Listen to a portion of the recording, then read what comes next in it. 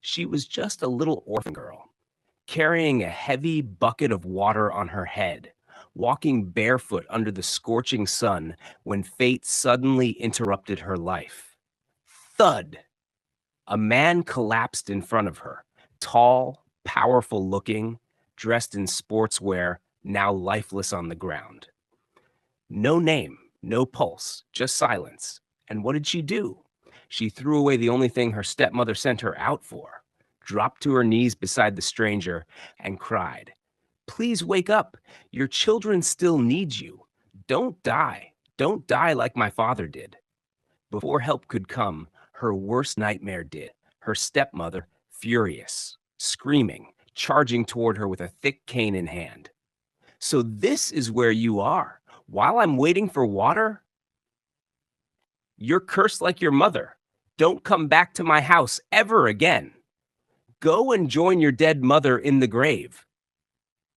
That was the last thing she heard before running with everything in her. No shoes, no family, no home, nowhere to go. But what becomes of this helpless orphan? Who is the man that slumped? And how does this one act of kindness unlock a web of betrayal, buried secrets, and shocking revelations? This is not just another story. It's a journey of pain, survival, betrayal, and an unexpected rise. Get seated, tissue. Click subscribe and watch the full story now. Jackson, in his usual sport wear, tight enough to show off those muscles he always bragged about, stepped out of his house early Saturday morning.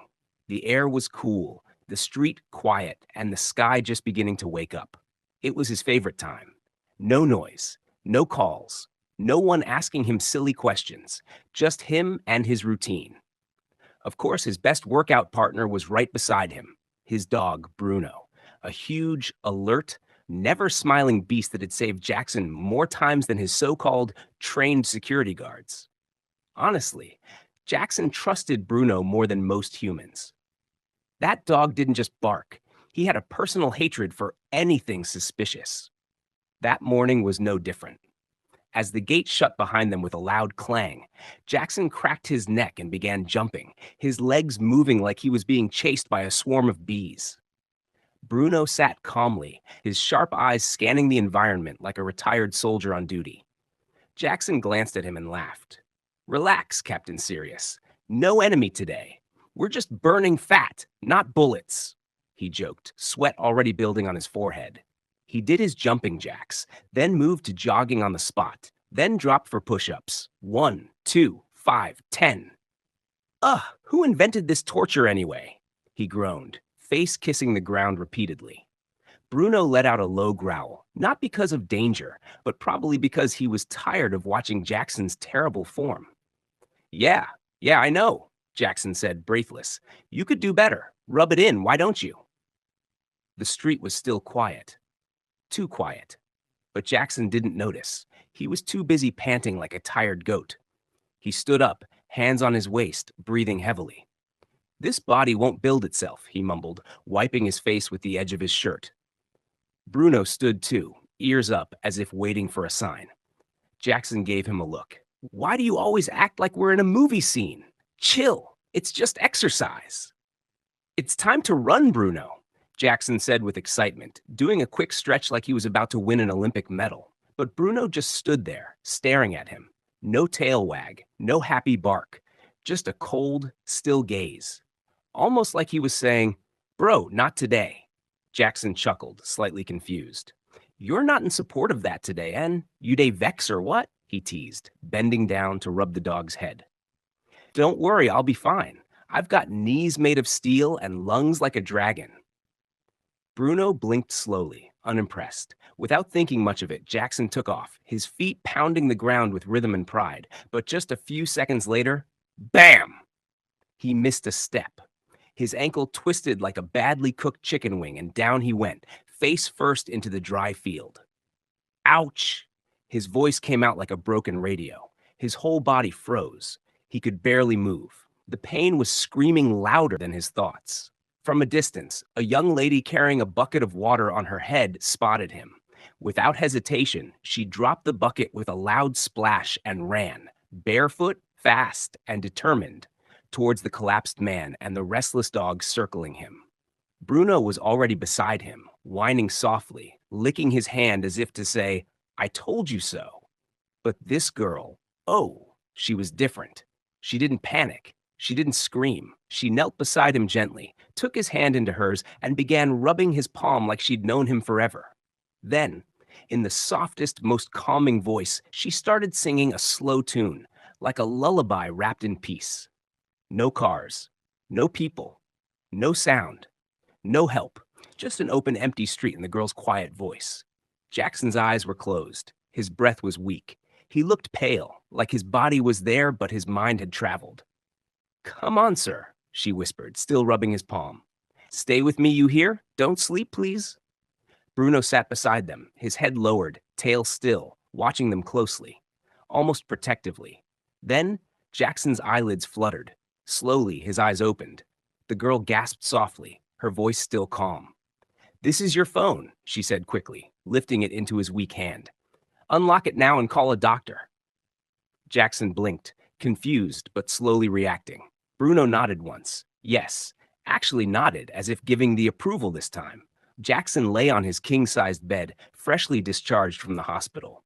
The AC was humming softly, the room was quiet, and everything was supposed to feel normal again. But his mind? Oh, it was on fire. He shut his eyes, and boom, her voice echoed in his head like a command from a general. "This is your phone. Unlock it now and call a doctor." Jackson's eyes snapped open. "Wait, who is this girl?" he muttered, sitting up slowly. "How dare she give me instructions?" He scoffed and looked around the room like someone just insulted him in public. "I mean, me? Jackson? The almighty Jackson? Billionaire, CEO, man of the people. People literally beg to speak to me. Some can't even finish a sentence without adding, 'Please, sir,' 'Sorry, sir,' or 'God bless you, sir.' But this girl?" He hissed and stood up, pacing now. "She talked to me like I was her employee. Unlock your phone and call a doctor? Like she owned the moment, like she had the right to command me. And guess what? I did it, like a small boy." He stopped, folded his arms, and then the sarcasm in his tone slowly faded, replaced with something softer. "But," he whispered, lowering his gaze, "her voice? That voice." His chest rose and fell with a slow sigh. "She didn't just speak to me. She entered me." He sat back down, staring at nothing. "She didn't sing a song. She sang into my heart, my soul, and maybe, just maybe, my spirit too. It wasn't just her touch. It was the way she rubbed my palm like she was trying to wake up something inside me. Something old, forgotten." He looked at his phone. But who is she? She didn't leave a name. No contact. No nothing. Just appeared and disappeared like some guardian angel wearing slippers and carrying water. He leaned back and covered his face. "How do I find this girl? Where do I even start?" He turned to Bruno, who had been watching him the whole time with that same serious expression. Jackson pointed. "Don't look at me like that. You were there. You nodded at her. You approved her. So find her, you hear me?" Bruno blinked once, then yawned. "Great. Man's best friend, but not man's best tracker. Useless." But deep inside, Jackson knew he had to find her. The girl had returned to her duty post. No cameras, no thank you, no applause, just her and the toilet brush. She worked as a cleaner in the public toilet at the estate's far end. It wasn't a glamorous job, far from it, but to her, it was gold. It was survival. That morning, the water inside the toilet block wasn't running. Again. So, as usual, she went to the public tap in the open space to fetch water. That's where she saw him. The man who collapsed, the man with the dog, the man with a heavy name and a light breath. She had no idea who he was, but now she had no time to think about him. Her week's wages had been canceled because she came late. Her boss didn't want to hear her story. No questions, just one sentence. "Next time you play hero, make sure you don't come late to my job." She almost cried. But instead, she cleaned. She scrubbed, flushed, swept, and wiped every inch of the public toilet like it was her palace. Her hands were cracked, Her back ached, but she didn't complain because this was the only job she could get after countless rejections. She had knocked on doors, begged for work, been chased away, insulted, but finally, this toilet job gave her a yes. And she wasn't going to lose it, not for anyone. At night, when all the customers had left and the gate to the toilet block was locked, she would quietly roll out her tiny mat on the front corridor, her room, and sleep. Just her, the cold tiles, and her dreams. The other workers laughed at her behind her back, sometimes to her face. Public toilet queen? Madam Soakaway, does your perfume smell like gutters too? She heard it all, every single word, but she never answered. She just kept cleaning, because no matter how they laughed, this toilet gave her more than those people ever did. A roof over her head, a place to rest her bones, and the dignity of earning her own money. So she focused, not on the pain, not on the insults, not even on the handsome man whose hand she held yesterday. She focused on surviving, on living, on holding on one flushed toilet at a time. The next morning, Jackson stepped into his car like a man on a mission. Not a business mission, a personal one he couldn't even explain to himself. Drive slowly today, he told his driver. The man blinked, surprised. Slowly, sir? Is there something wrong with the engine? No, Jackson said sharply. I'm looking for someone. The driver adjusted the mirror to peek at his boss's face. Who exactly, sir? Maybe if I have their data or picture. For the first time in his proud, sharp-witted life, Jackson couldn't answer a simple question. He stammered. I don't know. Just slow down. Mind your own business and let me do the search myself. Let me know. He slowed the car, watching Jackson scan the road like a hunter looking for a rare bird among pigeons. Jackson's eyes swept the streets, the tiny shops, every girl carrying water, every woman selling tomatoes, every mat spread in front of a gate. He looked and looked, but nothing. By the time he got to the office, his shirt was still fresh, but his heart was heavy. He entered his office with a leather chair, not as a CEO, not as a boss, but as a confused man ghost. Where can I find this girl? Then it hit him, hard. He never, not clearly, just a blur, a shadow, a song. Vanished as soon as he called doctor, disappeared into thin air like a whisper in the wind. No name, no address, no clue, just a voice, he said, shaking his head. She's not even a memory, she's a mystery. Then he chuckled to himself bitterly. Look at me, Jackson, losing my mind over a total stranger, someone I didn't even see. He stood up, pacing slowly. Why does it bother me so much? People save people every day. But this one, she left something behind. Not a phone number, just her voice and this strange peace that came with it. He stopped and looked out the window at the crowded street below. Where are you, mystery girl? He heard. And why do I feel like you're the only one who ever truly saw me? That evening, Jackson couldn't sit still, not with that voice echoing in his head like a lullaby gone rogue. He needed air. He needed hope. He needed her.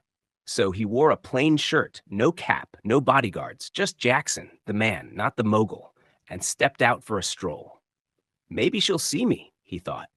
Maybe she'll recognize me and ask, how's your health, sir? Like the gentle soul she was. He walked slowly, his eyes scanning every moving figure, every girl on the street, every song floating in the wind. But nothing. No familiar face, no curious stare, no gentle voice. Disappointed, he sighed and turned to walk back home. That was when he heard it.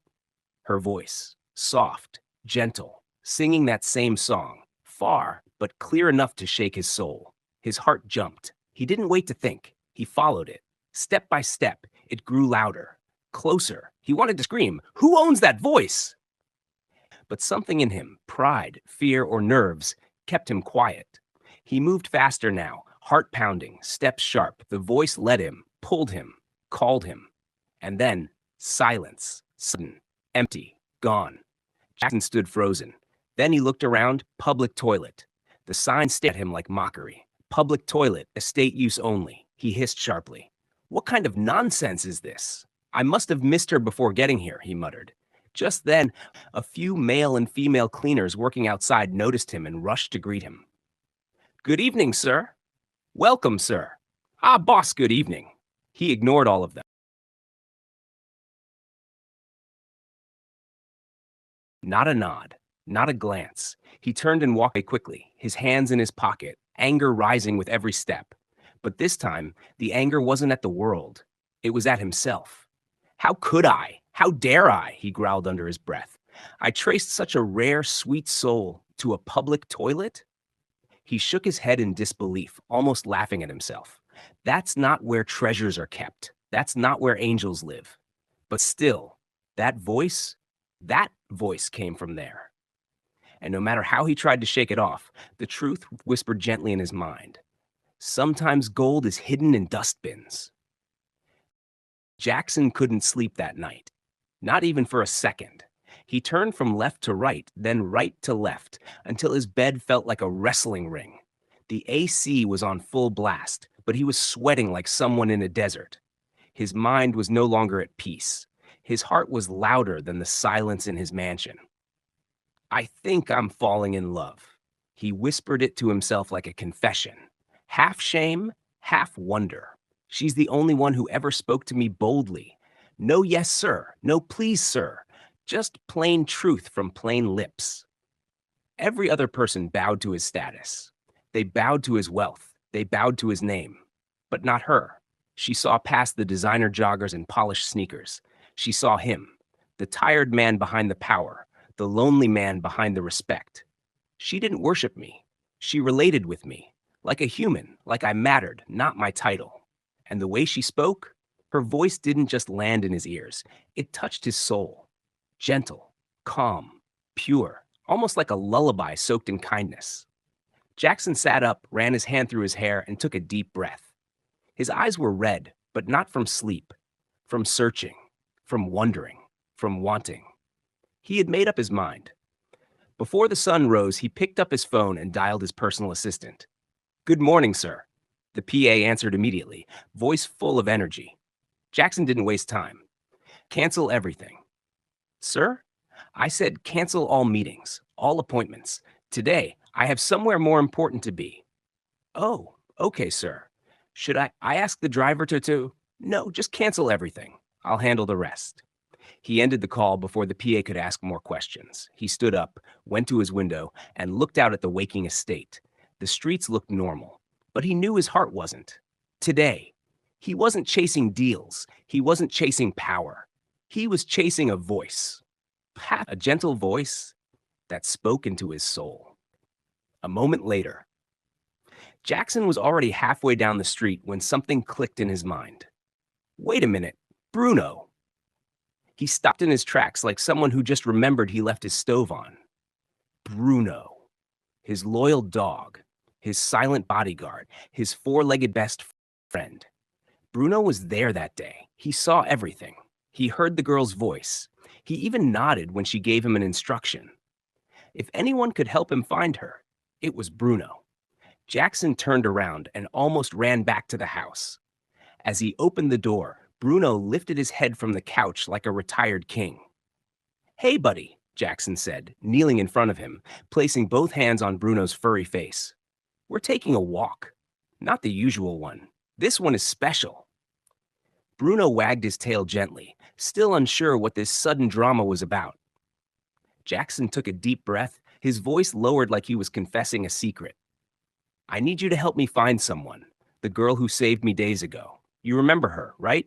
She whispered into my ears, sang to me. You nodded at her. You trusted her.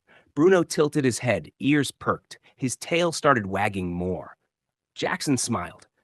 Good boy, I know you understand. Come on, let's go. And just like that, the two unlikely detectives, one in designer joggers and the other in fur, set off on their mission, side by side. Two hearts chasing the same gentle voice. Isabella was still talking softly to Jackson outside the public toilet. Her hands were behind her head slightly bowed, not because she was shy, but because she wasn't used to anyone of his class giving her attention. Jackson was smiling faintly, listening to her voice, the same voice that pulled him back from the edge days ago. Then suddenly, pah! A heavy slap landed on Isabella's cheek from behind. She staggered forward, almost falling, and held her face in shock. Jackson's smile disappeared. His eyes widened. "You idiot!" the head cleaner barked, a bitter woman in her 50s with no mercy in her bones. "I sent you to get me detergent. Is this where they're selling it? Or are you here trying to sell yourself to customers like the useless girl you are?" Isabella opened her mouth to speak, but the woman raised her voice again. "Talk when I'm talking, you hopeless thing! Look at your life, homeless and shameless. You live in the corridor of a public toilet, and now you think because a customer smiled at you, you've become a queen?" Jackson clenched his fists. His jaw tightened. He was still frozen. He didn't see it coming. Then a voice came from inside the toilet building, high and harsh like thunder. "Isabella, pack your things and leave. You are fired, right now." It was the madam, the owner of the toilet business. "I warned you, didn't I? No distractions, no flirting with customers. Yet here you are, you dirty thing. I don't want to see you in this compound again." Isabella dropped to her knees, trembling. "Please, please, don't sack me. I have nowhere to go, no food, no family. Please forgive me." She tried to hold the head cleaner's feet, but the woman kicked her away like trash. Jackson's eyes glistened, but he said nothing. Instead, he quietly stepped aside and made a phone call. His voice was calm, too calm. "Yes, location shared. I want it done. Now." Within minutes, a police van pulled up in front of the public toilet. The officers came down with sharp steps, their presence sending silence across the area. "Where is the woman in charge?" the officer asked. The head cleaner stepped forward proudly. "Yes, I'm the one." Before she could finish, the officer pulled out handcuffs. "You're under arrest for public assault, workplace bullying, and harassment of a billionaire's fiancé." "What?" she shouted. "What nonsense! She's not anybody's fiancé. She sleeps on a mat outside. She's a street girl." But the officer didn't blink. "And you just assaulted a nobody in front of her fiancé, billionaire Jackson Cole. That's not nothing in the law." Isabella's mouth dropped open. "No, I'm not anybody's wife," she stammered. But the officer waved his hand. "Tell that to the court." Isabella stood there, shaking. Her knees buckled. Her breath was heavy. Her eyes turned to Jackson, confused, terrified, and almost angry. "Why?" she whispered. "Why did you do that? I never asked for this." Jackson walked closer, calm, silent.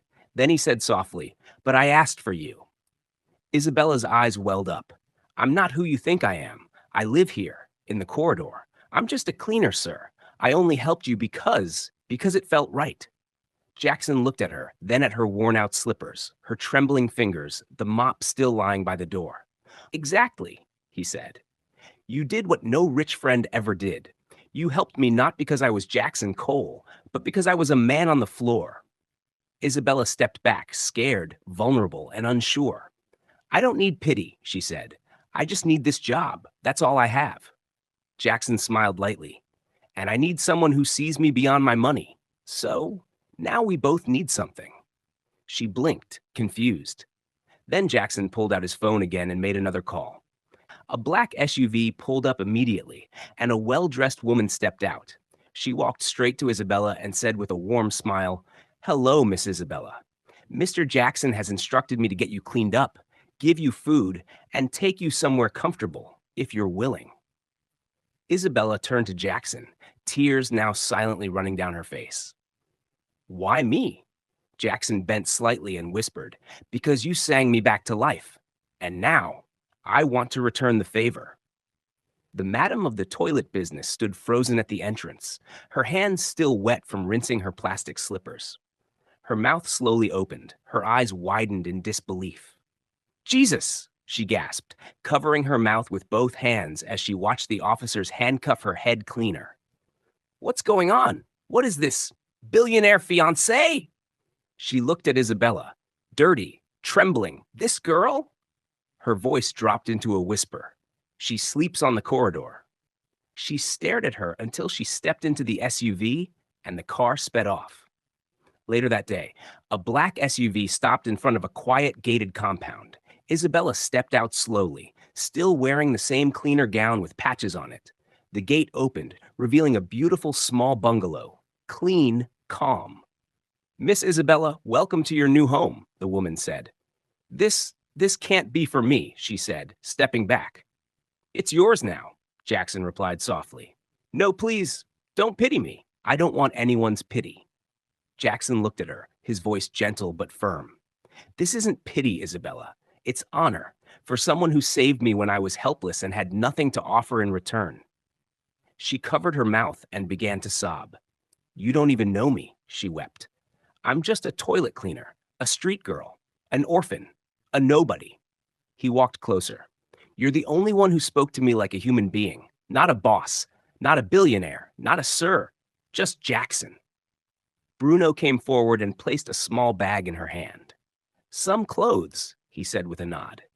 And inside, Jackson added, there's a warm bath, fresh food, and a bed. Not the corridor anymore. Isabella clutched the bag to her chest and slowly walked into the house. The tears kept coming, but this time they were mixed with something new. Hope. The next day, Jackson arrived just after sunrise, stepping out of his car with a calm authority.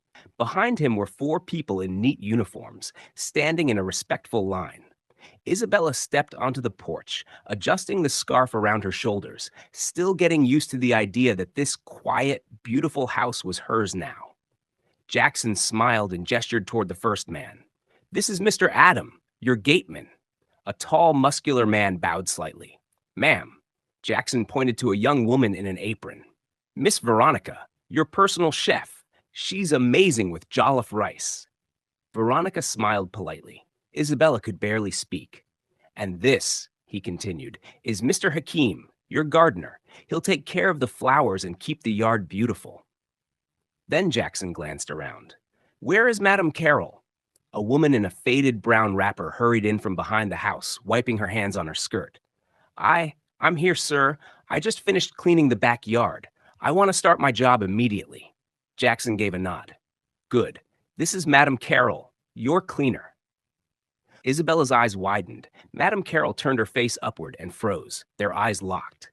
Isabella took a slow step back. You? Her voice trembled. Carol's knees gave way. She fell to the ground, weeping. Please, don't disqualify me. I beg you, Isabella. I have no place to go. I need this salary so badly. Tears rolled down her wrinkled cheeks. Forgive me for what I did to you. Jackson's brows furrowed. What's going on? Isabella, talk to me. Through sobs, Isabella spoke. She's my stepmother. She threw me out when I was 12 because I passed my exams better than her son. She said I was a witch. She turned me into a homeless girl. I slept in markets, under sheds, did every job just to survive. The others stood still, shocked.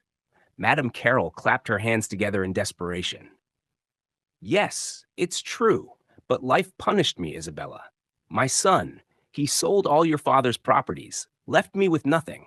He vanished with the money. Karma has dealt with us already. Please forgive me. Silence. Jackson looked at Isabella, her eyes red, her hands trembling. He placed a gentle hand on her shoulder. Now I understand everything. Madame Carroll, he said slowly, you cannot work here. Carol gasped, bowing her head deeper to the ground. Jackson's voice was firm. This place is meant to give Isabella peace and comfort. Your presence will make her uncomfortable. You are not needed here. Carol broke into fresh wails. Isabella turned away, her heart torn between pain and the urge to forgive. Jackson led her inside. 4 months later. It had been 4 quiet, fulfilling months since Isabella stepped into her new life. The once homeless girl who slept on a cold mat in the corridor of a public toilet was now blossoming with grace, confidence, and joy. She had her own home now, simple, beautiful, and peaceful. She worked as a team lead in one of Jackson's companies, not because he handed it to her, but because she earned it. Her discipline, intelligence, and humility made everyone respect her. Everything about Isabella now spoke of growth, peace, and purpose. That beautiful Saturday evening, she was seated on her favorite couch, a book in hand, Bruno curled up by her feet when the door creaked open. She looked up, and there was Jackson, standing in the doorway with a gentle smile. She blinked in surprise. You didn't say you were coming. He walked in casually, hands behind him. Some things are better unannounced. They talked for a while, laughter here, shared memories there. The sun had begun to set, casting a golden glow across the room. Then suddenly, Jackson stood up and knelt before her. Isabella's heart skipped. I never believed in fate, Jackson began. But the day I heard your voice, it was as if the universe chose to shake my world. Since that moment, I haven't slept without pressing the replay button in my heart, over and over. She covered her mouth, eyes watering. I'm not asking out of pity, but out of deep respect, love, and connection. Please, be my wife.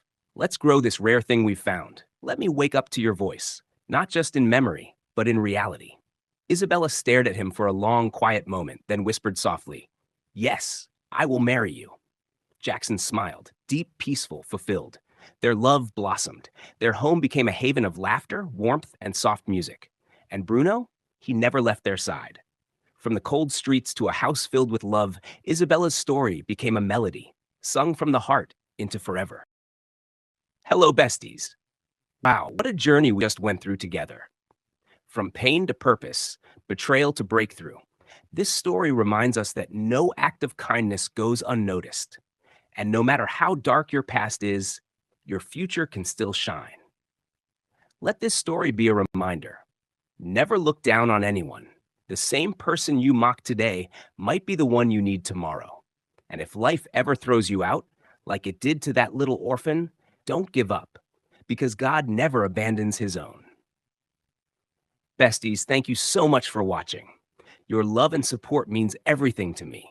Please don't forget to like, comment your thoughts in your own language, and hit that subscribe button so you don't miss more powerful stories like this.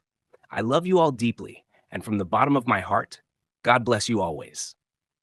Until next time, stay kind, stay strong, and keep believing. Bye, besties.